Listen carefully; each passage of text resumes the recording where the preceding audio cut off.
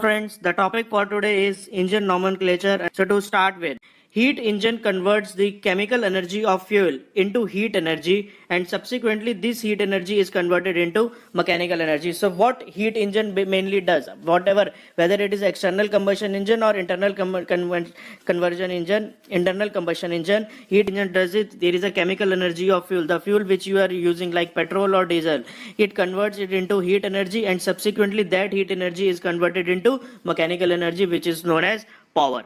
So basically, what are the different types of engine? There are basically two types of engine, which are external combustion engine and internal combustion engine. And what is the difference between these two engine? In external combustion engine, the product of combustion transfer heat to the working fluid, whereas in internal combustion engine, the product of combustion produces power directly in the same cylinder. As you can see, in a Rankine cycle, there is a boiler, turbine, right?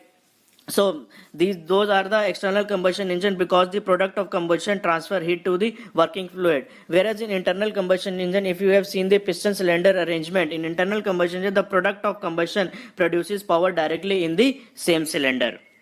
Now, what are the different advantages of IC engine? These are the different advantages of IC engine. First one is mechanical simplicity. The mechanism is very simple. Second one is the low initial cost due to the absence of boiler condenser. There is no boiler, there is no condenser, so the initial cost is very low.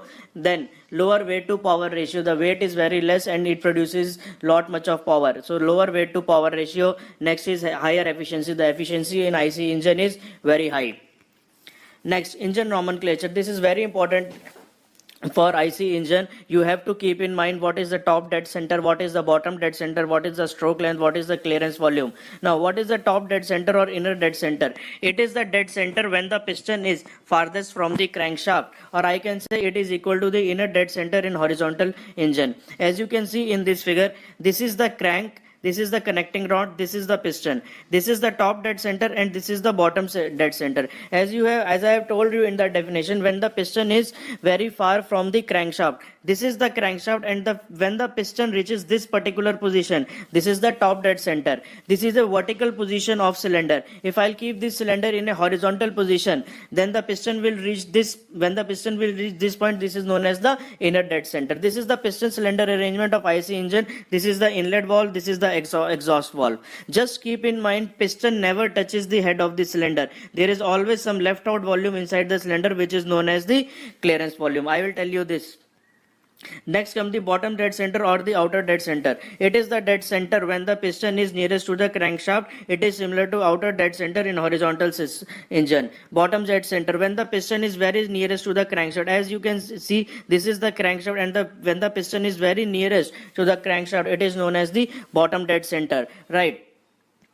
After that, stroke length. The distance between the two dead center is known as the stroke length. The distance between the two dead center, this is the bottom dead center and this is the top dead center. The distance between these two centers is known as the stroke length, or you can also call it as the stroke volume. Stroke volume is generally represented by Vs, and the clearance volume is represented by Vc.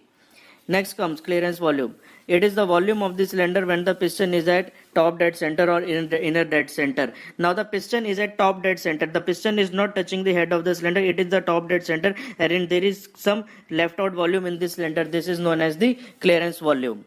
There is a very important term. What is the clearance ratio or compression ratio? You will face lot many of numericals, and you have to find the clearance ratio or compression ratio. It is the ratio of volume before compression to the volume after compression, R. It is denoted by R, which is equal to 1 plus Vs upon Vc. Vs is swept volume, Vc is clearance volume, D is bore, that is cylinder diameter, and L is the stroke length, which is distance between the top dead center and bottom dead center. So what it's saying is, what is the compression ratio? It is the ratio of volume before compression. Ratio of volume before compression, I mean piston will be on this particular line. So what is the volume before compression? Vs plus Vc.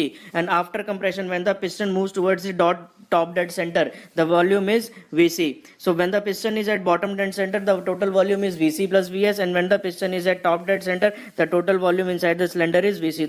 So the compression ratio is 1 plus Vs upon Vc. This is very important. You have to keep in mind all these, and what is the top dead center or inner dead center, what is the bottom dead center, what is the stroke length, what is the clearance volume, what is the clearance ratio or compression ratio. You have to keep this in your mind, and you will face this in your numerical. So the top dead center is when the piston is at the top, if the bottom dead center is when the piston is at the bottom. The distance between the top dead center and the bottom dead center is known as the stroke volume, and the left out volume in the cylinder is known as the clearance volume. Right, thanks a lot from my side.